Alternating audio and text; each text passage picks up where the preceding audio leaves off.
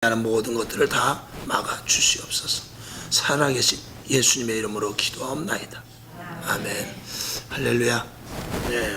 오늘 예레미야 9장 20절에서부터 26절의 중요한 말씀입니다. 신학자 월터 브루그만이라는 사람이 있습니다. 그 사람이 코로나19 코로나19에 대해서 이렇게 말했습니다. 첫째는 과학 첨단 기술, 그 지식의 한계를 보았다. 그 다음에 두 번째로는 막대한 강국이라 할지라도 미국, 소련, 중국 또 나름대로 강대국이라 하는 나라의 한계, 즉 작은 바이러스 하나도 이기지 못하는 미국, 소련, 러시아, 중국, 일본, 유럽 이런 데를 다 막론하고 바이러스 하나도 이기지 못하는 아무리 강대국이라 할지라도 그런 한계를 보았다. 그 다음에 잘 먹고 잘 입고 잘 사는 이런 풍요가 이런 바이러스라든가 이런 것들을 보장해 주지 못한다. 의료기술이 아무리 좋아도 바이러스 하나 잡지 못하는 이런 것들에 대하여서 돈이 많으면 뭐하냐. 돈이 넘쳐 흘러도 죽을 사람은 다 죽더라 이거죠. 그런 것들에 대해서 꼬집어서 말씀을 하고 있습니다. 오늘 예레미야를 부르실 때는 이스라엘의 멸망의 목전에까지 와 있은 그런 상태입니다. 이스라엘의 멸망이 왜 일어날 수밖에 없는가를 오늘 본문에서 말씀을 하고 있는데, 오늘 본문에 보게 되면 지식과 힘과 부에 대해서 말하고 있어요. 조금 전에 그 월터 브루그만이라는 그 신학자의 이야기와 다를 바가 없습니다. 성경 오늘 본문을 보게 되면 23절을 보게 되면 지혜를 자랑하지 말라 그랬어요. 용사는 용맹을 자랑하지 말라 그랬어요. 부자는 그 부함을 자랑하지 말라. 지금 이 시대와 똑같습니다. 지식과 지혜와 부와 권력과 그리고 자기 자신의 잘남 이런 것들을 자랑할 수 없습니다. 조그만 바이러스 하나도 이기지 못하는 그런 시대를 우리가 지금 살고 있는 것입니다. 좋은 집이면 뭐합니까? 돈이 많고 IQ가 170이면 뭐하며 박사학위가 5개가 있으면 뭐합니까? 작은 바이러스 하나도 이기지 못하고 감당을 하지 못하는 그런 시대입니다. 성경은 말하고 있습니다. 예레미야 23장 17절을 한번 보겠습니다. 이스라엘 백성들이 항상 그 강국이 되었을 때는 오직 하나님만 의지했을 때입니다. 그들이 지식을 자랑한다든지 우리나라가 하나님이 함께 하심으로 말미암아 우리나라는 센 나라야 이렇게 자랑할 때도 하나님은 물리쳤어요. 그들이 왕을 세워가지고 똑똑한 왕이 섰을 때도 하나님은 그들을 물리쳐버렸습니다. 오직 다윗과 같이 하나님만을 바라봤을 때 그때 이스라엘이 강성해졌다는 것을 우리는 알아야 되죠. 자, 이 예레미야 23장 17절을 한번 봅니다. 시작. 항상 그들이 나를 멸시하는 자에게 이르기를 너희가 평안하리라 여호와의 말씀이니라 하며, 또 자기 마음에 강팍한 대로 행하는 모든 사람에게 이르기를 재앙이 너희에게 임하지 아니하리라 하였느니라. 아멘. 이스라엘이 멸망해가는 그런 와중에도, 지금도 마찬가지입니다. 그런 와중에도 평안하니까 걱정하지 말라는 것입니다. 하나님이 어떻게 이스라엘을 멸망시킬 수가 있겠는가? 지금도 목회자들이나 성도들 가운데 그런 꿈과 같은 환상에 빠져 있는 그런 분들이 많이 있습니다. 대한민국을 하나님께서 어떻게 세웠는데, 우리나라가 얼마나 기도로 세운 나라인데, 대한민국은 나중에 하나님의 복음을 전하는 영적인 이스라엘인데 하나님께서 대한민국은 절대로 망하지 않게 하게 할 것이다 라고 이렇게 꿈과 환상에 빠져있는 거짓 선지자들이 있습니다. 여러분, 하나님께서 이스라엘도 가차없이 쳐버리고요, 이스라엘도 1000년 이상을 외국에 흩어져 있었어요. 나라가 없었습니다. 그리고 당시만 해도 이제 얼마 안 있다가 이 오늘 본문 속에서 70년 동안 바벨론으로 끌려가게 됩니다. 하물며 이스라엘도 그렇게 다루는데 이 대한민국을 하나님께서 그냥 두실 것 같습니까? 하나님은요, 저는 단언합니다. 하나님은 이스라엘과 대한민국 두 나라를 볼 때 한쪽을 취하라면 하나님은 이스라엘을 취하실 것입니다. 대한민국이라는 나라가 뭐가 잘난 게 있습니까? 5,000년 동안 무엇을 먹고 살았어요? 거지같이 살았죠. 5,000년 동안. 5,000년 동안 세계에서 최빈국이었고 6.25 당시 6.25가 폐허가 있은 그 이후에는 북한보다도 못 살고, 그 당시 박정희 대통령이 뭐라고 그랬냐면 우리가 어떻게 해서든지 파키스탄이나 그리고 필리핀 정도까지는 우리가 살아야 되지 않겠는가, 이걸 목표로 세웠던 것입니다. 장충체육관을 필리핀에서 세워주지 않았습니까? 그렇게 대한민국이라는 나라는 세계 그 당시가 150여 국이 있을 때 150등 정도예요. 아프리카보다도 못 살 정도로 그렇게 5,000년을 살았습니다. 그런 대한민국이 하나님의 도우심으로 말미암아서 이렇게 잘 살게 된 것이죠. 제가 우스갯소리를 이야기하지만 여러분, 집에 있는 냉장고에 있는 것만 다 꺼내도 1년 먹습니다. 여러분 집에 냉장고에 최소한 떡 한 덩어리 다 있어요. 그거 1년 된 거예요. 그렇게 잘 먹고 잘 사는 대한민국이 되었지만 하나님께서는요, 대한민국, 이스라엘도 가차없이 쳐버리는데 대한민국이라는 이 나라, 하나님의 말씀대로 따라 살지 않았을 때 얼마든지 멸할 수 있습니다. 절대로 그런 착각하면 하나님께서 대한민국을 보존해 주시겠지, 하나님께서 우리 교회를 살려주시겠지, 하나님께서 내가 예수 믿으니까 괜찮겠지, 어림도 없는 소리입니다. 저와 여러분, 오늘 예레미야 선지자는 애곡을 가르치라고 그랬어요. 애곡을. 자, 예레미야 오늘 본문 9장 20절을 한번 보겠습니다. 시작. 부녀들이여, 여호와의 말씀을 들으라. 너희 귀에 그 입의 말씀을 받으라. 너희 딸들에게 애곡을 가르치며 각기 이웃에게 애가를 가르치라. 부녀들, 어미들이 무엇을 해야 되냐? 자녀들에게 눈물을 흘리는 것, 우는 것을 가르치라는 것입니다. 우는 것을. 여러분, 지금 이 시대에 우리 부모들이 가장 잘못된 건 뭐냐면 나는 고생해도 좋으니까 니들은 잘 살아라 합니다. 이게 자녀들을 절단시키는 겁니다. 집안에 힘들고 어려움이 있으면 같이 동참해야 돼요. 좋은 일이 있으면 언제까지 우리가 좋을지 모른다, 아껴야 된다, 이렇게 가르쳐야죠. 대한민국이 이렇게 잘 사는 것은 하나님의 도우심이다, 이걸 복음으로 가르쳐야죠. 지금 유정자들이 정치를 잘해야 되니까 우리가 기도해야 된다, 이걸 가르쳐야 됩니다. 그리고 세상에 나가서, 제가 이제 항상 5월 달에는 말씀을 드립니다만, 세상에 나가서 자녀들이 좋지 않은 것들을 많이 배웁니다. 자녀들의 교육은 어떻게 시켜야 되느냐? 자녀들은 세상에서 보고 배운 것을 가지고 부모들에게 와서 졸릅니다. 엄마 이렇게 해줘, 아빠 이렇게 해줘. 안 되는데, 아니야 우리 친구도 이렇게 했어, 우리 지금 학교 애들 다 이렇게 했어, 이런 것들을 이야기합니다. 그럴 때 부모가 자녀들에게 어떻게 가르쳐야 되느냐? 부모들이 기독교적인 가정의 부모의 자녀들을 어떻게 가르쳐야 되느냐? 세상 친구들이 잘못하고 세상의 불의에 대해서 잘못된 것이 있을 때 그 기독교인의 가정의 자녀들이 나가서 야, 그렇게 하는 거 아니야, 이건 잘못이다, 나는 아무리 너희들이 이렇게 동조를 한다고 해도 이건 맞지 않는다고 생각한다 라는 것을 가르쳐 줄 수 있는 데까지 자녀들을 교육시켜야 돼요. 그게 기독 가정이 할 일입니다. 자녀들을 단순히 예수 믿고 그저 교회 나와서 신앙 그저 예배 드리는 것으로 찬양 앞에 서서 찬양대원으로 쓰고 그것이 문제가 아니에요. 세상에 나가서 기독 학생들은 세상에 나가서 빛과 소금의 역할을 감당하는데 그렇게 살면 안 되는 것을 그 자녀들을 통해서 보여줄 수 있어야 돼요. 이게 부모들이 그렇게 하지 않으니까 자녀들은 부모의 요구를 다 들어주게 되고 결국은 자녀들이 기독학생으로 자라나는 것이 아니라 세상 사람들과 똑같이 자라나게 되어서 결국은 오늘도 보십시오, 여기 젊은이들이 있나? 우리가 그렇게 키웠기 때문에 그런 거예요. 자녀들이 세상에 나서 기독학생으로서 영향력을 발휘해야 되는데 기독학생들이 중학교 가고 고등학교 가고 군대 가오면 세상으로 완전히 빠져버려요. 그게 무엇입니까?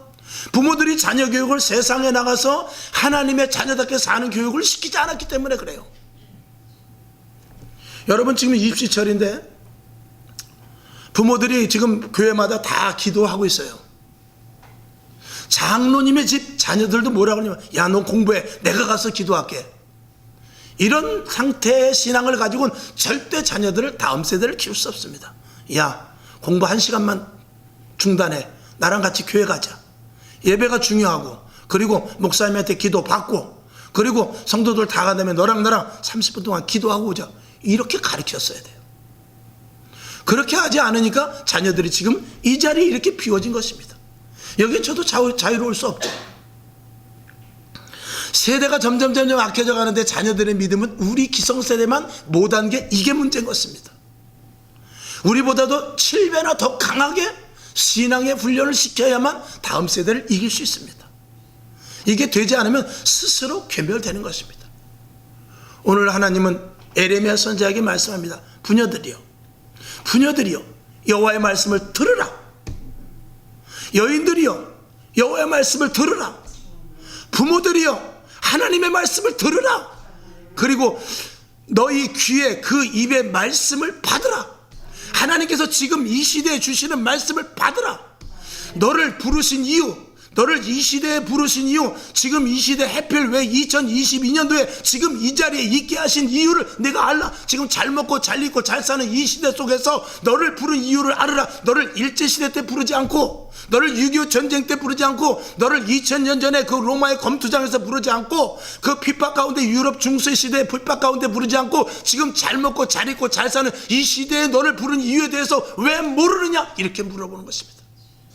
지금은 웃을 때가 아니고 우울 때다. 자녀들에게, 여러분 부모들도요, 자녀들에게, 미국 같은 데는 그렇죠. 18살 20살 되면 그때는 부모가 노타치 하죠.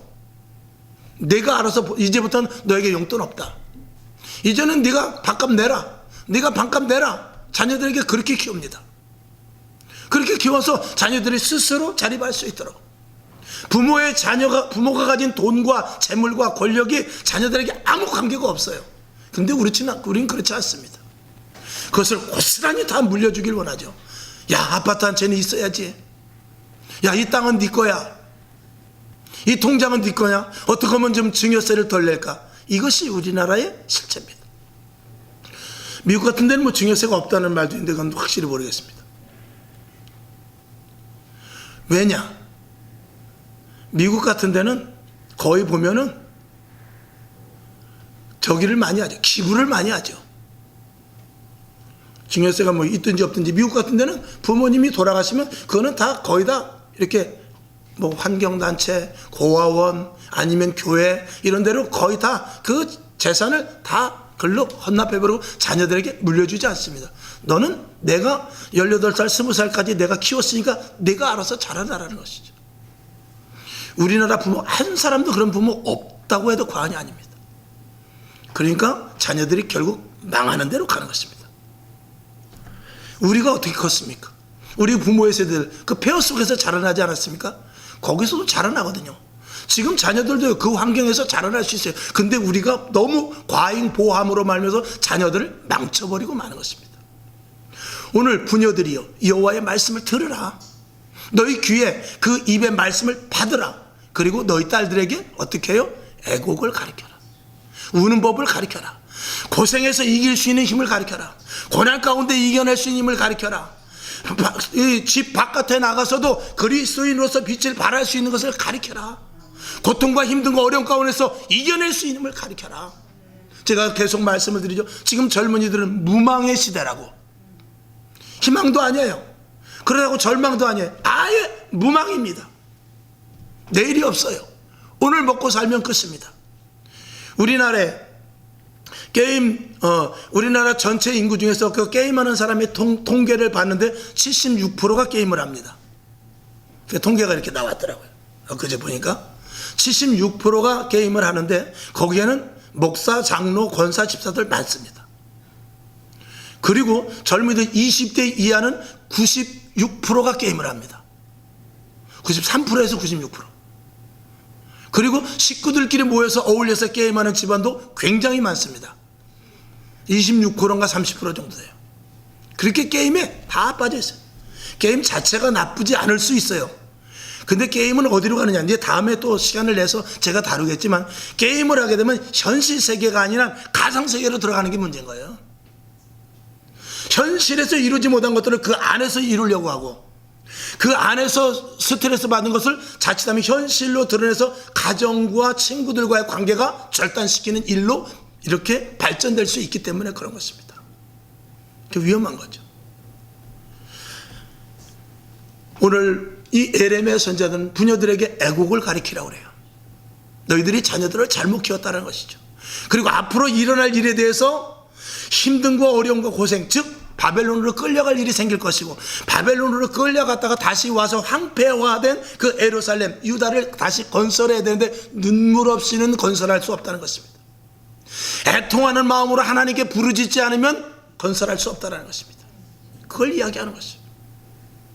저는 우리나라가 그렇게 되지 말아야 되지만, 만일이라도 전쟁이 일어난다면 여러분 어떻게 하겠습니까? 제가 엊그제 버스 안에, 저 교회 차 안에서 그런 말 했어요. 전쟁이 일어났을 때 제일 복 받는 사람은 누구냐? 최고의 복은 제일 먼저 죽는 사람이다 그랬어요. 의미 있는 말입니다.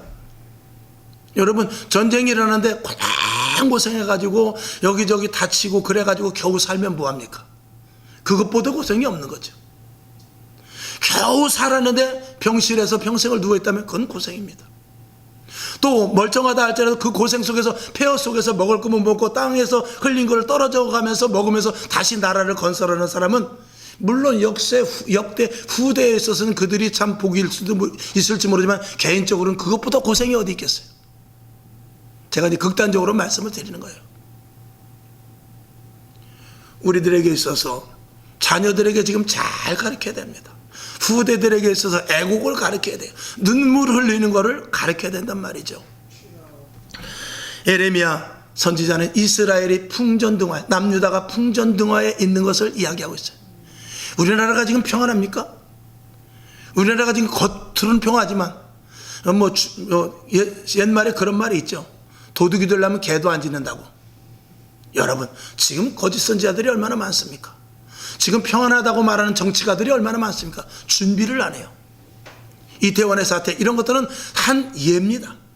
저런 일들이, 왜 제가 예라고 말씀을 드리냐면, 불시에 어떤 일이 일어날 수 없는 그 시대를 우리가 살고 있는 거예요. 지금 이미 코로나 사태 속에서, 여러분, 저 중국에서 코로나 그 균이 이 전 세계를 이렇게 끔찍하게 해놓을 줄 누가 알았겠어요? 그렇게 밤에 도적이 오는 것과 같이, 어느 날 갑자기 건강했던 사람이 쓰러지듯이, 이태원 참사가 나듯이, 이런 일들을 통해서 우리는 앞으로 어떻게 될 일에 대한 준비와 대비가 있어야 돼요. 지금도 더 아끼고, 더 줄이고, 더 절약하고, 지금도 나라와 민족을 위해서 믿는 자들이 얼마든지 더 우리는 기도해야 될 것입니다. 그 당시나 지금이나 거짓을 외치는 거짓 선지자들이 가장 큰 문제였다는 것을 성경은 말하고 있죠. 결국은 에레미야 선지자의 말을 처음에 들었으면 얼마나 좋았겠습니까? 듣지 않음으로 말미암아서 70년 동안 끌려가서 종살이를 하고 오는 그런 결과를 낳게 되는 것이죠. 이스라엘은 하나님의 사랑이 어떠한지를 알았어야 돼요. 하나님이 항상 18번으로 이야기하는 말이 있어요. 나는 너를 종되었던 애굽에서 구원해낸 여호와로라. 이거 하나님의 18번이에요. 저와 여러분에게도 오늘도 주시는 말씀이에요. 나는 너를 흑암 가운데서 구원해내니라. 나는 너를 죄 가운데서 구원해내니라. 나는 너를 지옥 갈 자를 내가 천국 백성으로 만들었느니라. 내가 너에게 하늘나라의 시민권을 주었느니라. 너는 구원받은 백성이고 위로부터 공급하여 주시는 신령한 은혜를 받을 수 있는 그런 그릇이 된 존재다. 이걸 주님께서 우리에게 주셨거든요. 그걸 우리가 항상 놓치면 안 됩니다. 이걸 우리가 알아야 돼요. 우리는 세상 사람들과 전혀 신분이 다른 자들인 것이죠. 그리고 하나님은 완전히 언제든지 항상 공의를 원하는 분입니다. 하나님은 불의를 싫어하시는 분입니다. 하나님은 언제든지 정직하고 신실하며 정결하고 성결하고 거룩하기를 원하고 계세요. 하나님께서 이스라엘 백성들을 불러서 제일 먼저 한 말이 뭐냐면, 내가 거룩하니 너희도 거룩할지니라. 하나님께서 우리를 부르실 때 제일 먼저 요구하는 것이 뭐냐면 우리에게 세례를 주는 것입니다. 깨끗하고 정결하고, 그리고 하나님의 자녀로 새롭게 변화되라는 것입니다. 이것을 하나님이 원하는 것인데, 그래서 항상 성결한 삶, 하나님의 사랑을 놓치지 않는 삶을 살고 주님만을 바라봤을 때 이스라엘은 융성했어요. 교회도 마찬가지고 우리 개인도 마찬가지고 가정도 마찬가지고 하나님의 사랑을 깊이 알고, 그리고 하나님이 어떤 분이라는 것을 알아서 거룩하고 정결하고 성결하며 하나님만을 바라보는 주바라기의 신앙을 갖는다면 그 가정은 반드시 일어납니다. 그 교회는 반드시 요동치 않게 서 있고 음부의 권세가 틈타지 못합니다. 그런데 그렇게 되지 않으면 사람이 세울 수 있어요. 사람이 교회를 세울 수 있고 사람의 노력으로 가정을 꾸려갈 수 있으며 사람의 노력으로 권력도 잡을 수 있어요. 그러나 그것은 하나님과의 관계 속에서는 아무런 관계도 없거니와 그것은 이 세상이 끝날 때 함께 끝나버리는 것이죠.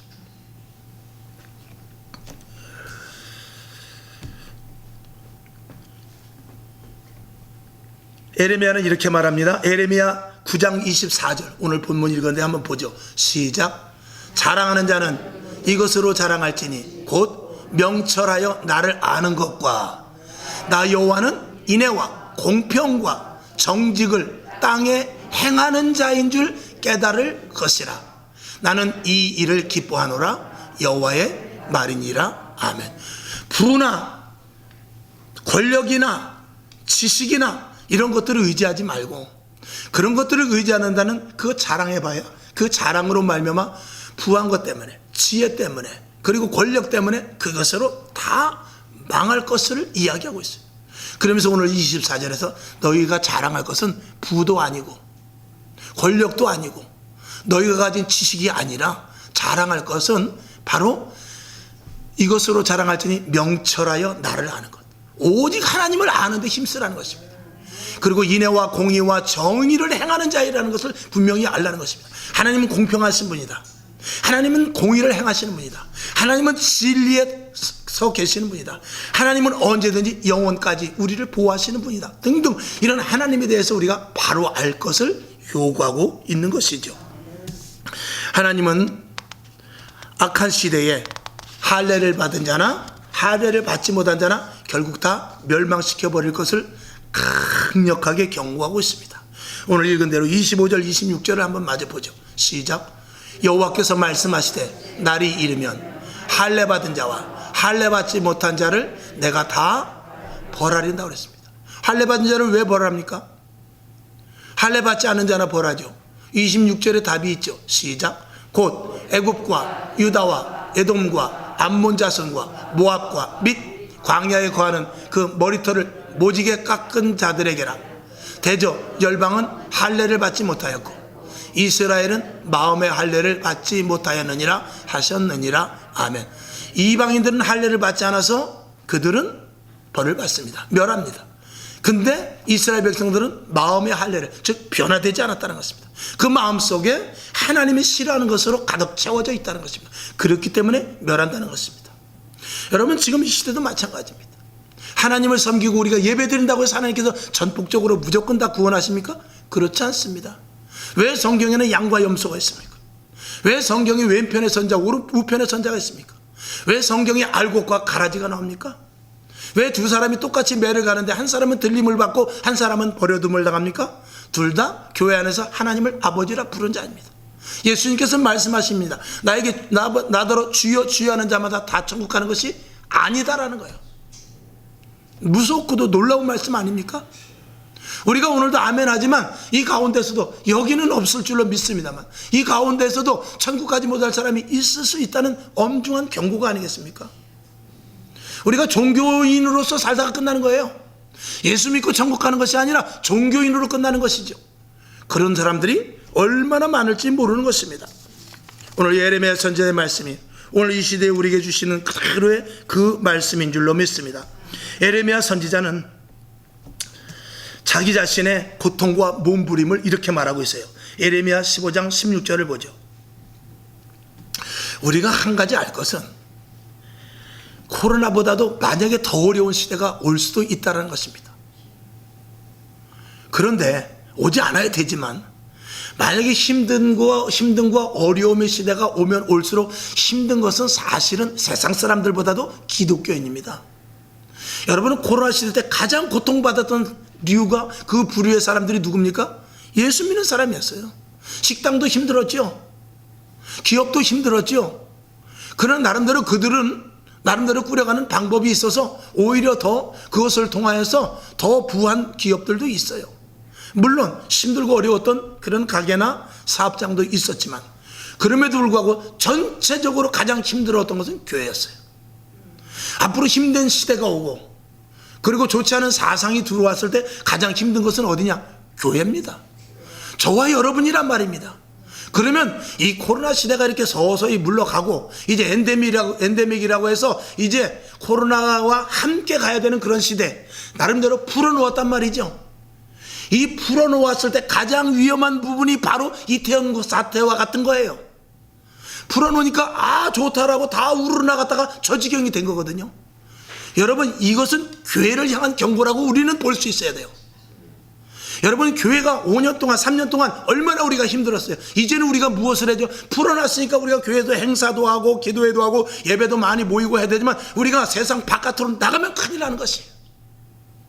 먹고 마시고 즐기고 세상 사람까지 그동안 안 가봤던 식당에 가보고 그동안 못 가봤던 제주도 가보고 그동안 못 가봤던 철학당 갈 것이 아니라 이제 우리는 더 모이기를 힘쓰고 그동안 2부 3부 4부 5부 6부 나누어서 예배드렸으면 이제는 한 자리에 모여서 크게 뜨겁게 기도하고 하나님께 영광 올리면서 교회 많은 행사와 기도회와 그리고 새벽 예배가 다시 살아나고 저녁 예배가 더욱더 뜨거워지고 그리고 더욱더 모이기를 힘쓰고 24시간 풀가동해서 기도하면서 더욱더 우리는 교회 안에서 하나님과의 관계를 더욱더 돈독히 해놔야 된단 말입니다.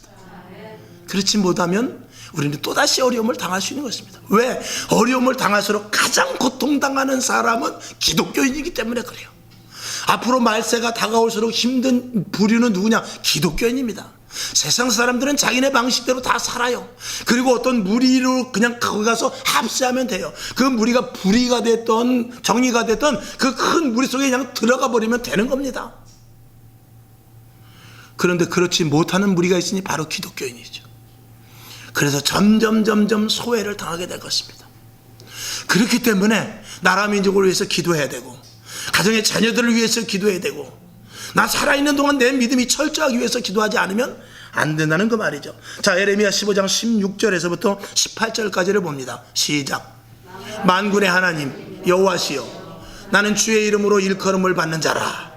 내가 주의 말씀을 얻어 먹었사오니 주의 말씀은 내게 기쁨과 내 마음의 즐거움이오나. 17절 내가 기뻐하는 자의 회에 앉지 아니하며 즐거워하지도 아니하고 주의 손을 인하여 홀로 앉았사오니 이는 주께서 분노로 내게 채우셨음이니이다. 18절 나의 고통이 계속하며 상처가 중하여 낫지 아니하면 어찌미니이까. 주께서는 내게 대하여 물이 말라서 속이는 신에 같으시리이까. 아멘. 예레미야 선지자는 하나님의 말씀을 받았어요. 이스라엘이 망하니까 이 남유다가 망하니까 빨리 가서 바벨론에 항복해서 좋게 해서 너희 죄값을 받아라. 이것을 예레미야 선지자가 받은 거예요. 그래서 너무나 기뻤습니다. 남유다가 살 길이 있구나. 정말 기쁜 일이구나 하면서 이스라엘 백성들에게 그 유다인들에게 회개할 복음을 전파했는데 거짓 선지자와 이스라엘 백성들의 강한 반발로 인해서 오히려 이 예레미야 선지자는 죽을 위기에 다가가게 됩니다. 하나님 왜 나를 속이셨습니까? 그 말입니다. 내가 하나님의 말씀을 받아서 그대로 전했는데 왜 내가 이렇게 어려움을 당해야 됩니까? 여러분 그런 시대입니다. 이 시대에 핍박받는 교회는 어떤 교회일까요? 핍박받는 성도는 어떤 성도일까요? 무슨 기도를 그렇게 하는가? 지금 무슨 시대인데 방언을 하는가? 방언은 끝났어. 예언도 그쳤어. 그리스도 안에서 사랑과 평화만 있으면 되는 거야. 이렇게 말하면서 하나님은 절대 교회를 쓰러뜨리지 않아. 하나님은 절대로 대한민국을 망하게 하지 않아. 하나님은 주님 오시는 그날까지 믿는 자들을 잘 보호하실 거야 라는 이런 거짓의 말에 동요되면 안 됩니다. 물론 하나님이 믿는 자들을 보호하시고 교회를 보호하시지만 국한되어 있다는 사실을 알아야 돼요. 저는 계속해서 말씀을 드립니다. 정탐을 했던 12명의 정탐꾼을 우리는 분명히 볼 수 있어야 돼요. 10명의 정탐꾼이 말이 맞단 말입니다. 그들이 가나안 땅에 가보니까 그는 안악자손이고 얼마나 덩치가 크고 무기도 많으며 그들의 요새는 엄청나게 든든합니다. 이스라엘 백성, 정예 군대가 없는 이스라엘 백성들 거기 가서 도저히 가나안을 정복할 수가 없습니다. 그러니까 10명은 절대 안 됩니다. 우린 거기 메뚜기 때와 같습니다. 그 말이 맞다니까요. 지금 이 시대도 마찬가지입니다. 10명의 말이 맞아요. 그러나 여호수아의 갈렙의 말이 아니다. 저들은 우리의 밥이다. 하나님이 약속을 하셨기 때문이다. 하나님이 약속을 믿고 우리는 나가는 것이지, 우린 저들의 형편과 사정을 보고 나가는 게 아니라는 것입니다. 우리는 세상이 이렇게 돌아가고 저렇게 돌아가는 거기에 일어나는 현상에 맞춰서 나가는 것이 아니라, 우리는 하나님의 말씀을 믿고 진리를 고수하며, 하나님의 말씀을 믿고 거룩하며, 하나님의 말씀을 믿고 교회를 세워나가고, 하나님의 말씀을 믿고 기도하며 간절히 하나님께서 주실 은혜를 구하는 것입니다. 여기서 갈라지는 것입니다. 근데 그 비율이 10대 2입니다. 견뎌낼 수 있습니까? 이게 꼭 그래서는 절대 안 됩니다만은 12교회에서 10교회와 2교회를 갈라질 수도 있다는 거예요. 여러분, 10교회 서기가 쉽습니다. 평안합니다. 2교회 서기는 어렵습니다. 성도들 간에도 분란이 있습니다. 여러분, 우리는 교회가 이렇게 다 하나가 되어서 함께 기도하니까 그렇죠. 웬만한 큰 교회 가면 그런 교회가 있을 수 있어요. 뭔 기도를 그렇게 하냐고. 주회종 간에도 갈립니다. 부교육자와 본 담임 교육자와 성향이 달리고, 그게 어디서부터 나타나냐? 성령의 인도하심부터 나타나는 거예요. 성령의 사람이냐, 육의 사람이냐, 본의 사람이냐, 거기서부터 완전히 갈라지는 것이죠. 자, 예레미야 16장 1절에서부터 4절까지를 한번 또 보죠. 시작. 여호와의 말씀이 또 내게 임하니라 가라사대. 2절. 너는 이 땅에서 아내를 취하지 말며 자녀를 두지 말지니라. 3절. 이곳에서 생산한 자녀와 이 땅에서 그들을 해산한 어미와 그들을 낳은 아비에 대하여 나 여호와가 이같이 말하노라. 4절. 그들은 독한 병으로 죽고 슬퍼함을 입지 못하며 매장함을 얻지 못하여 지면의 분토와 같을 것이며 칼과 기근에 망하고 그 시체는 공중의 새와 땅 짐승의 밥이 되리라. 아멘. 오히려 결혼도 하지 말라는 것입니다. 예레미야 선지자가 이렇게 말합니다. 그 무슨 말씀이냐? 여러분, 세상에 밀어두지 말라는 것입니다. 오직 위로부터 공급하여 주신 하나님의 말씀만 듣고 따를 것을 이야기하는 것입니다. 여러분, 세상에서 무엇을 하기로 원합니까? 세상에다 무엇을 건설하기로 원합니까? 내 자녀들이 어떤 것을 해서 출세하기로 원합니까? 그런 것보다 하나님이 지금 원하시고 하나님이 말씀하는 것이 무엇인지를 여러분 귀를 기울이고 알아들으라는 것입니다. 우리는 이 예레미야 선지자는 예레미야 선지자를 보면서 많이 정말 우리가 생각해야 될 부분이 많은 것이죠. 예레미야 선지자는 살구나무의 그 형상 예언, 그리고 기울어진 그 끓는 가마도 보았고, 그리고 썩은 허리띠, 토기장이의 비유 등등 이런 것들을 하나님께서 이 예레미야 선지자에게 끊임없이 알려줬어요. 앞으로 유다가 이렇게 될 것이다. 남유다가 이렇게 망할 것이다. 계속해서 말씀해 주고 계십니다. 그런데 그것을 누구만 듣냐? 예레미야 선지자를 비롯해서 거의 몇몇, 당시 성경을 볼 때는 예레미야 선지자 하나밖에 없습니다. 그리고 나머지는 다 아니라는 것이죠. 여기에 딜레마가 생기는 것입니다.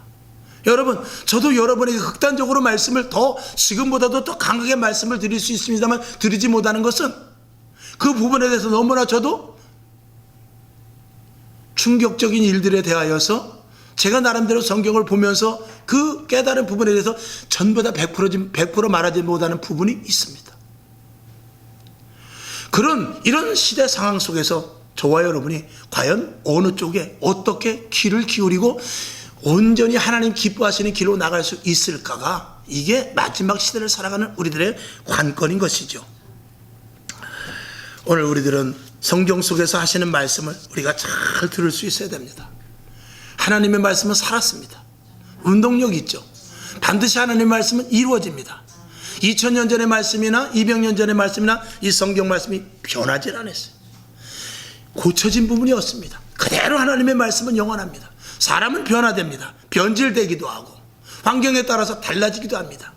그래서 우리의 신앙에 문제가 생길 수 있는 것이죠. 그러나 이 변치 않는 하나님의 말씀을 우리에게 주신 것에 대해서 감사하고, 이럴수록 우리가 교회가 하나 되고 기도해야 됩니다. 그래서 첫 번째는 우리가 하나님의 말씀을 예레미야 선지자와 같이 들을 수 있어야 돼요. 여러분, 성경은 우리들에게 말씀하고 있지만 이 성경이 우리 전체에게 주시는 말씀이지만 이 성경을 읽으면서 특별히 특별히 이 시대와 이 교회에게 주신 레마의 말씀이 있습니다. 그 말씀을 들을 수 있어야 돼요. 여호와는 나의 목자시니도 좋습니다만 깨어서 기도할 때라 이 말씀이 더 부닥 좋을 때가 있단 말이죠. 여러분, 그 말씀을 듣게 하시는 그 심정을 누가 주시느냐? 성령님이 주시는 거예요. 그러니까 성령님이 아니면 이 시대에 요구된 말씀을 들을 수가 없고 이 시대에 요구하는 말씀을 전할 수도 없게 되는 것입니다. 성경 창세기에서부터 요한계시록까지 어느 말씀을 전해도 하나님의 말씀이지만 성령님께서 그 시대에 특별히 하시는 말씀이 있는 것입니다.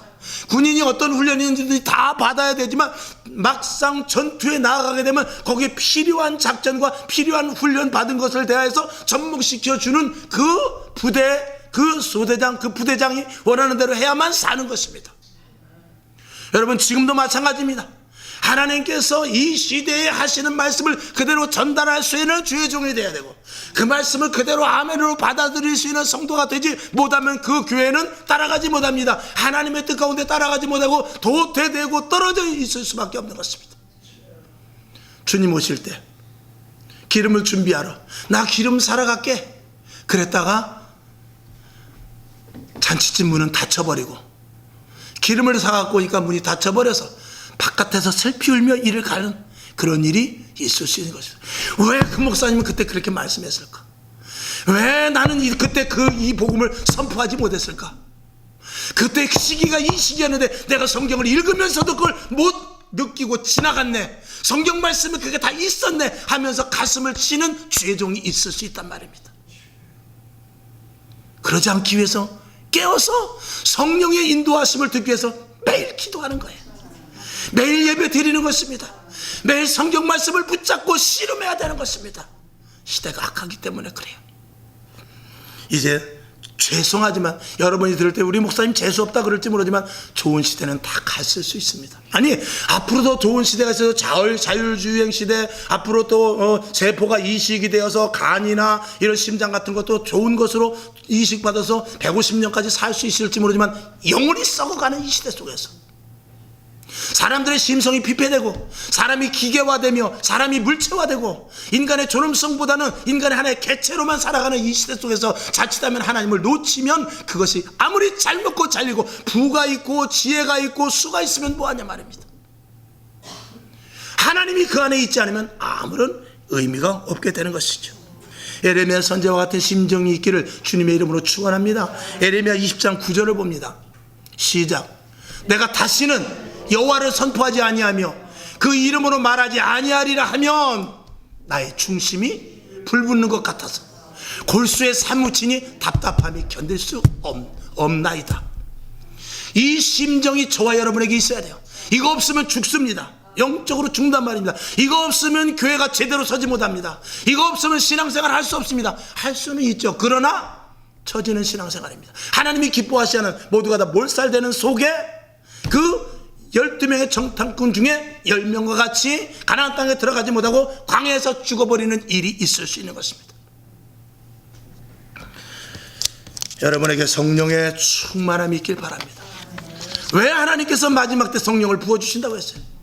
왜 예수님께서 올라가시면서 내가 아버지께로 가고 내가 너에게 보낼 보혜사 성령을 너에게 보내주신다라고 왜 강조해서 말합니까? 성령이 아니면 이 시대는 살아갈 수가 없다는 반증인 것입니다. 근데 성령을 무시하고 방언하지 못하게 하고 뜨겁게 부르짖어 기도하지 못하게 하고 새벽 예배를 없애고 밤 기도를 줄이고 예배 시간을 잘라 먹으면 도대체 성령님은 어디서 역사를 합니까? 코로나 때 하나님께서는 말씀하셨습니다. 교회여 깨어라. 지금이 교회가 설 좋은 기회다 그랬는데 제대로 깨어있지 못하고 교회가 결국은 4분의 1이 동강 나버리는 그런 일이 생겼습니다. 이제 다시 하나님께서 물으실 것입니다. 자, 이제는 엔데믹이다. 이제 코로나가 빠져나갈 터인데 그럼에도 불구하고 후유증이 있을 것이다. 그 후유증을 잘 감당해라. 이때 너희가 이제 코로나가 풀어져서 마음껏 예배 드릴 텐데 이제 너희가 무엇을 할 것인가라고 하나님께서 또다시 우리들에게 기회를 주십니다. 그게 지금 오늘입니다. 오늘 우리가 기도해야 되고 오늘 우리가 더 모이기를 했어야 되고 여러분 없어졌던 예배를 부활해야 돼요. 끊었던 기도회를 시작해야 됩니다. 금식 기도해야 되고요, 작정 기도해야 되고요, 그리고 목적 놓고 기도해야 되고요, 기도원도 가야 되고, 교회 안에서 부르짖어 기도하는 것을 이제 다시 이렇게 북돋으면서 30년 40년 정도 같이 하지 않으면 대한민국의 미래는 없습니다. 저만 이렇게 말할까요? 오늘 본문의 말씀, 하나님의 말씀을 들은 예레미야 선지자만 말할 수 있습니다. 하나님의 말씀을 듣지 못한 거짓 선지자는 평안하다. 평안하다. 너희가 죄악을 행하야 한다 할지라도 하나님이 너희를 멸절하지 않을 것이다. 이렇게 말해요. 그러나 하나님의 음성을 정확하게 들은 예레미야 선지자만이 이스라엘이 망할 것이다. 너희들이 회개하지 않으면 안 될 것이다. 너희가 바벨론의 포로에 70년을 살 것이다 라고 정확하게 말하는데 그것이 자기에게 화살로 돌아오게 되죠. 그렇다 할지라도 이 마음에 불이 붙어서 말하지 않을 수 없는 그 심정이 되어야 저와 여러분 끝까지 인내하며 살아나갈 수 있습니다. 이 심령을 갖는 여러분 될 수 있기를 주님의 이름으로 축원하며, 힘듭니다. 어렵습니다. 그러나 여러분 이렇게 힘들게 어렵게 예수를 믿어도 교회 나오지 못하게 해서 교회 문을 폐쇄하고 정치적이나 이런 사회적으로 탄압되는 것보다는 낫지 않습니까? 더 와서 기도하는 게 그게 낫지 않습니까? 못 오게 하는 것보다는. 그런 의미를 가지고 여러분 철저하게 신앙생활 할 수 있기를 주님의 이름으로 축원합니다. 기도하겠습니다. 하나님 아버지, 오늘 본문의 말씀이 우리 신비에 잘 심어지게 하여 주시옵소서. 예수님의 이름으로 기도합나이다. 아멘. 찬송가 올립니다.